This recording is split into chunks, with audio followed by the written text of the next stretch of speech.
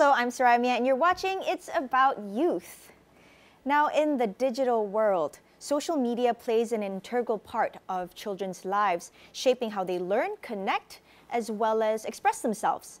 While platforms offer creative and social opportunities, they also present challenges like exposure to inappropriate content, as well as mental health risks. Now, how do we strike a balance between encouraging positive online experiences as well as protecting children's well-being? Let's deep dive into the topic with our guest today, Dr. Benjamin Loh from Taylor's University, as well as Putri Nur Adina, who now works in marketing in Astro and was previously social media strategist in Rev Media. Thanks for coming. Hi. Thanks for having us. Yep, thanks for having us. So firstly, I want to get both of your thoughts. Now, what do you think about children being on social media? Maybe you would like to go first? Well, for me, I'm a media scholar, so I generally monitor a lot of online spaces and to sort of see what are the current practices and how young people are using online media for, getting everything from information, entertainment, and also to even engage in political discourse that's very common now these days. And I think the online space, it's something that for a very long time has always been seen as a very dangerous place that has a lot of, like children can be exposed to a lot of different forms of material that they shouldn't be, especially when they're before they hit the age of 18, before they become adults. So in a certain sense, there are, of course, a need to sort of like regulate the space or limit the ways in which children can get access to this kind of information. But I think it's really more about trying to think about the best way of doing it, because on the one hand, while there's a lot of this sort of like problematic and dangerous content that's out there, trying to limit the way children access these things is another issue altogether. This whole, it goes back into the realm of censorship. Like, how do you censor the internet and to protect the children? And that's always been one of the main reasons as to why censorship is often allowed in the internet space, essentially. And one of the problems, of course, is that, if you do censorship, how do you then ensure that children actually follow these ways, or how do you sort of like ensure that they don't get around it in different ways as well? So that's always been the challenge of trying to balance the need in that sense. Yep. Yeah, like Dr. Benjamin said, that's about the negative things on how children using social media, right? If like, in my opinion, on the positive side, that it's actually good for children using social media because they're exposed into a lot of things actually. But yeah, I do agree that when they are exposed to a lot of things, they do not have any limitation of the exposure, Like they are exposed to the things that they're not supposed to be exposed to. But when they're exposed to a thing where they should be exposed, they can be very, very smart at times, whereby maybe like my niece, they can actually talk about things that I actually don't know about that things. So, some sort of things of social media actually gives like a great impact and also negative impacts in how we actually use the platforms itself. Yeah. I think both of your points combined together actually expresses this conversation really well.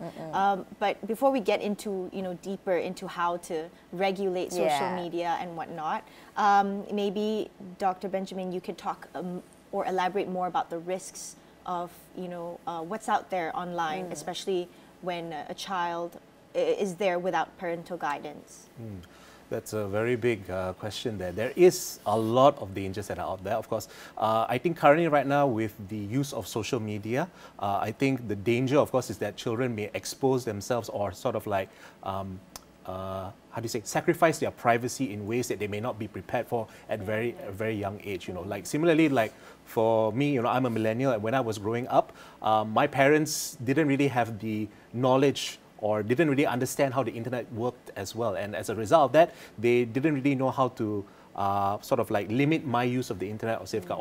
Or it was more based on, okay, we'll just cut your use about it and then that's it. But these days, when kids have access, to tablets, to smartphones at a much younger age than what we used to get when we were growing up, it's a lot more difficult and more challenging for parents to actually sort of like protect their kids. But so going back to the issue of content, as children are using social media at a much more younger age, that also means that they may sort of like, again, reveal more about themselves. They can be exposed to more people, more like, sexual predators that are out there at any given time. And that's a danger that, especially for children who are still developing, they're still trying to understand how they see themselves in the world, they may overexpose themselves in that manner. And of course, there's a lot of this other sort of like illicit content that's out there, like pornography, sort of illegal gambling, and of course, scams that are always present. But again, again, those dangers technically affect everyone else, including children at the same time, but it's really more about how children may accidentally involve themselves or put themselves in dangerous situations.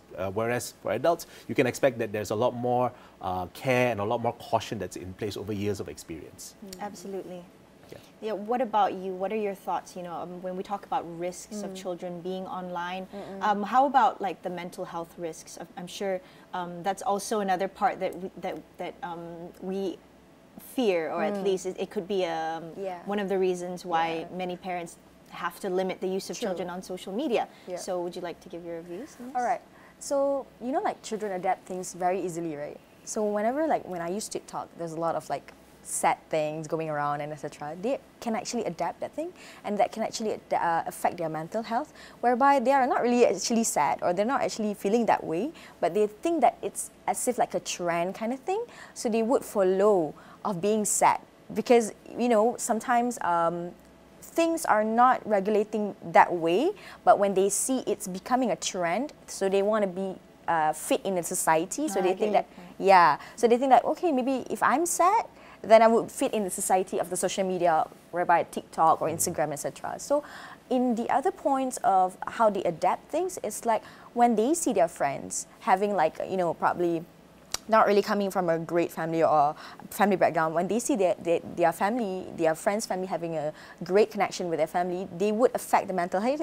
Something like, oh, why don't I have this connection with my mom? Why don't I have this connection with my dad, etc. So it's like how they perceive the contents, just like Dr. Benjamin said, because we do not have any limitation, even so we do have limitation. The children are very, very clever right now. Even if we do say that we restrict age for children not to watch this content, etc., they could just take their mom's phone or their dad's phone to watch that kind of content. So that's how it's affecting and risking their mental health, in my opinion.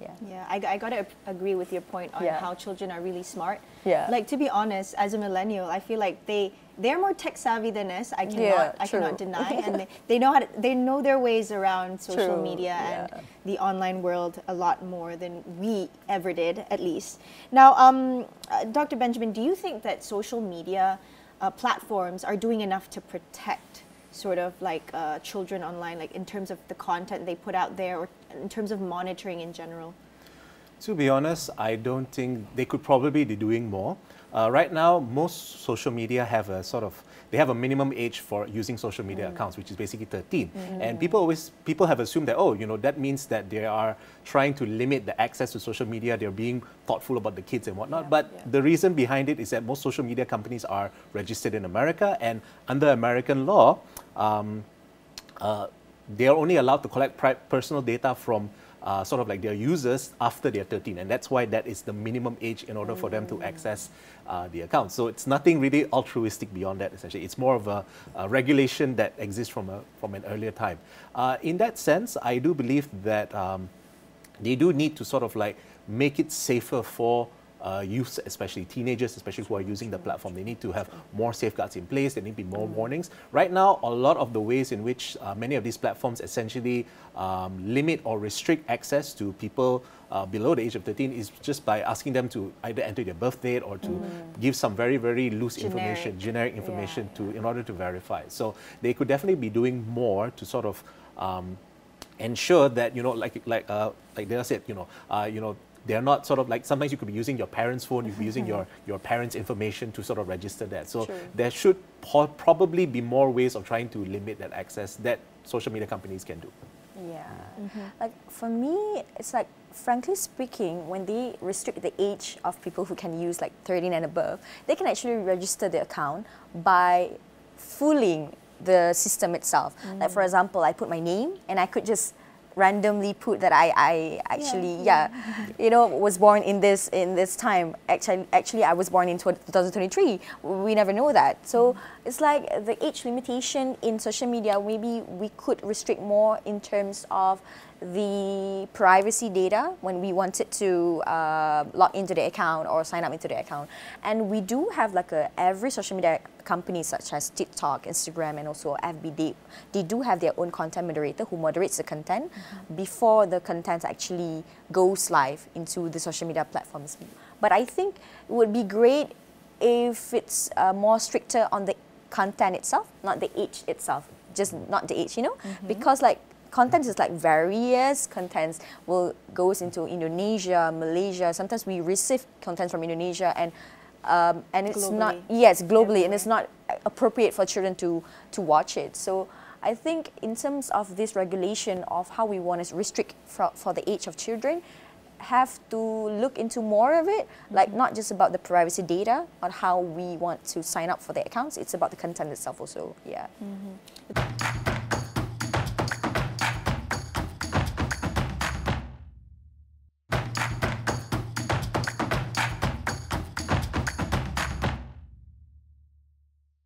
That's going to be very challenging, you Yep, know, like true. talking about monitoring or restricting content, even though there are already people who are working Yeah, to yeah, monitor, true. but then there's people creating content every millisecond, I would assume. And of course, you know, there's various of contents. All kinds of people are out there.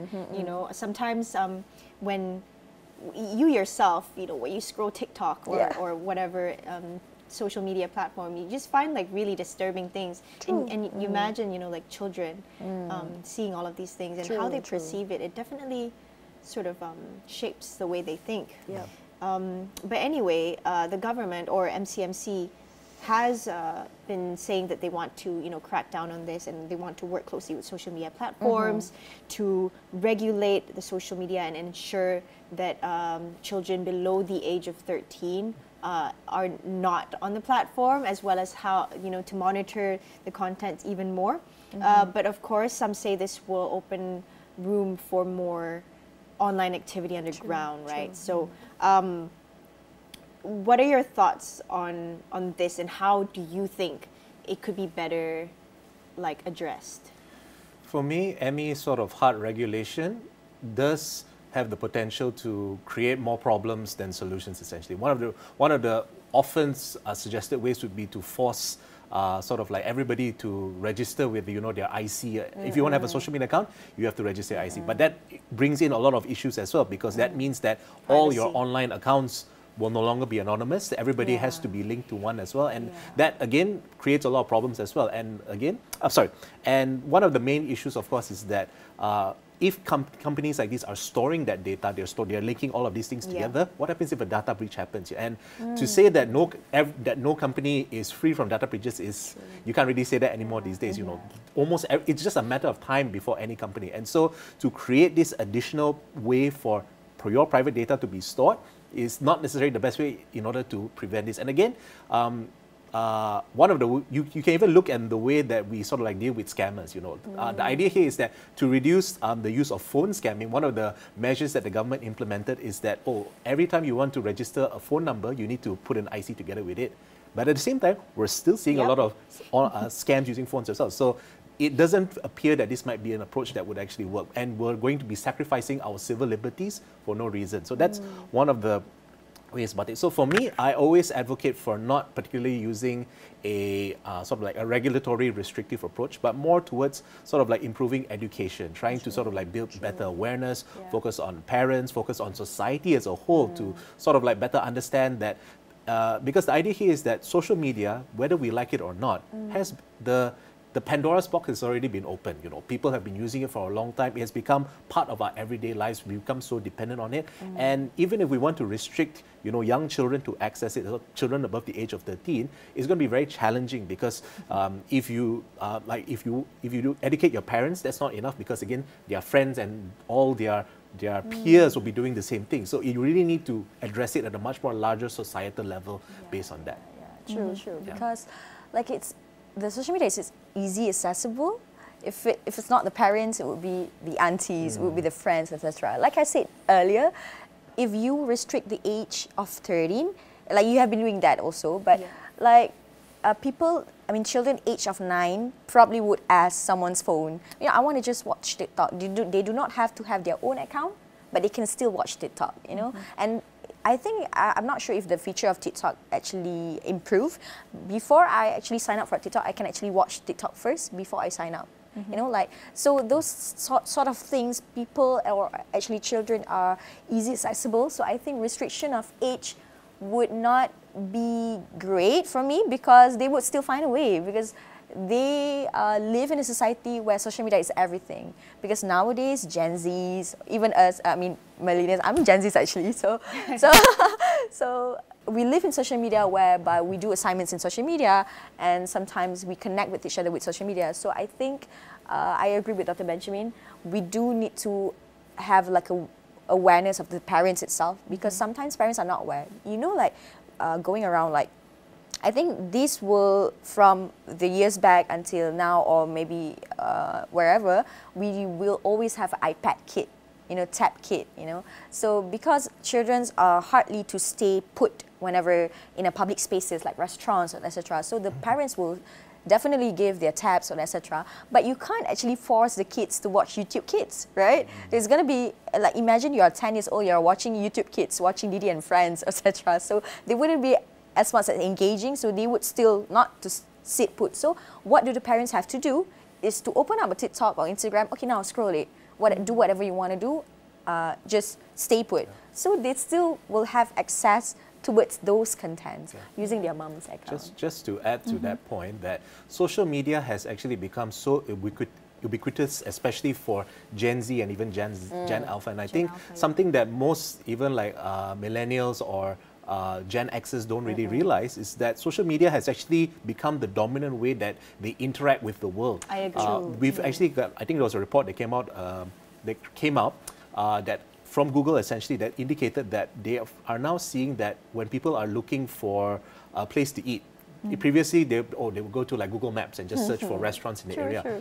Now, for not just for that, but for any kind of searching or just information, sort of like searching behavior, most Gen Zers just use whatever social media platform that they're on. They would go on TikTok, they would go on Instagram, and so there's a complete shift in the way that people are sort of even using the technology. Like for the millennials, we were the ones that came up with, you know, Google that, you know, like using Google as a verb that has become so standardized, so normal in our everyday life that that's how we just see it. But the next generation doesn't even use that anymore. Google is sort of like, it's like a relic of the past essentially, and it's all going into social media.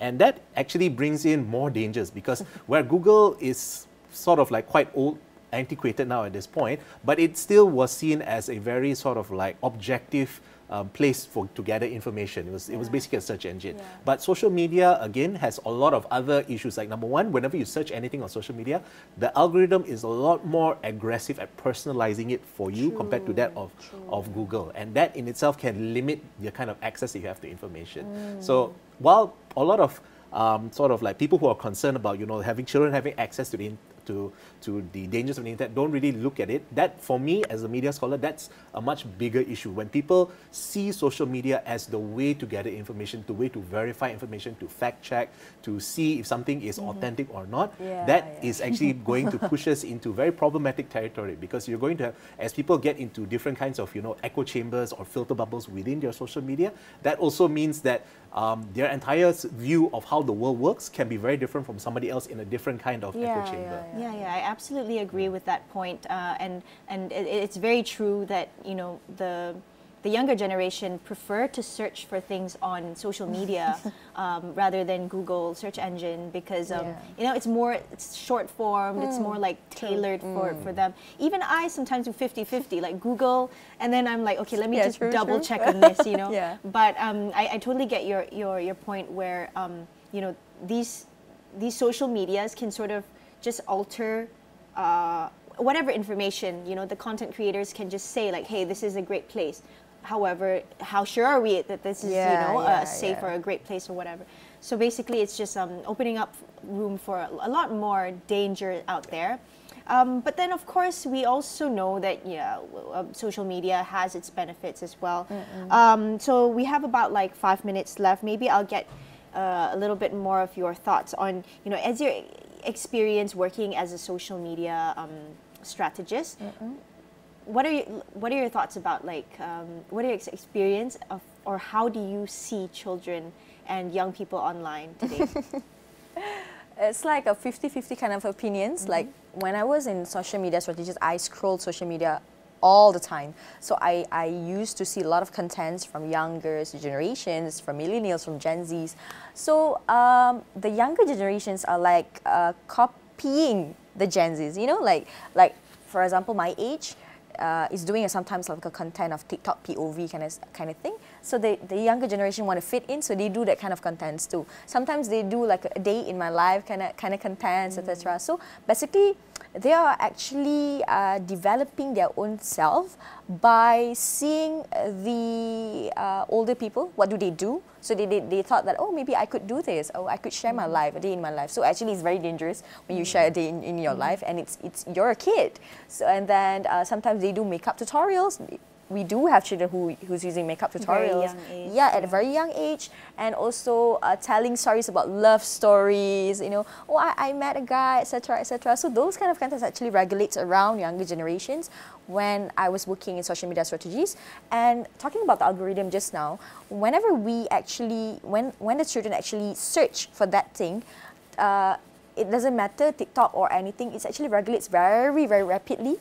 And for example, if I search for cooking steps, and it will appear cooking videos for like a week straight, right? So imagine in a social media, children using social media, if let's say they were searching for things, oh, I want to do something sort of contents. So the contents will regulate daily in their social media. So those are the type of contents that I always see children do. Back to, you know, educating the society, educating parents to educate their children.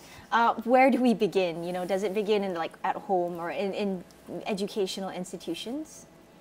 I think for education institutions is one thing, but I think from the home, from just society, from parents as a whole, it's just this idea of being involved in your children's use of the apps. Although too often, there is this common practice now that has become quite normalized across society, essentially, whereby you know, everybody is too busy, there's too many things that they need to tend to, and so the easiest way, I think you mentioned it earlier, is just give an iPad or a smartphone to the kid and let them do what they can. You put all your parental restrictions in place as much as you can, but for the most part, you leave them be and you let them do what they want. And I think that's a kind of parenting approach that was quite popularized for like the last 50 years, especially when technology was seen as the sort of like the new kind of like babysitter for your kids, essentially. And it's really come to the point now where I mean, back then you couldn't afford to do it, but even now you definitely cannot afford to do it. You have to be very, very involved. And it's not even just about being like super restrictive and just playing that watchdog role to monitor everything, but just being mindful, talk to your kids, make sure that you understand what exactly are they consuming on a regular basis, what are the trends you're looking into, so that at least you are aware and you can sort of see what's happening. And if there are certain signs that they're going down a certain path that's problematic, then at least you can sort of like start to remedy the situation before it falls too bad, essentially. So I think for me, that's something that, again, I understand not everybody has that amount of free time or ability to be able to parent at that level, essentially. But that's really, I think, what needs to be done. Yeah, I definitely agree with that point. Some parents perhaps choose to, you know, restrict the iPads or, you know, screen time overall. But like, I mean, that's also not something that everyone can do, because you know, it depends on the child's behavior, as well as like how busy the parents are. So you know, restricting 100% is never easy. So always monitoring or like getting more involved in the children's lives would be the best way forward. Unfortunately, this is all the time we have today. Thank you so much, both of you, for joining It's About Youth on today's episode, and we will see you all in the next episode. I'm Saramia, and goodbye.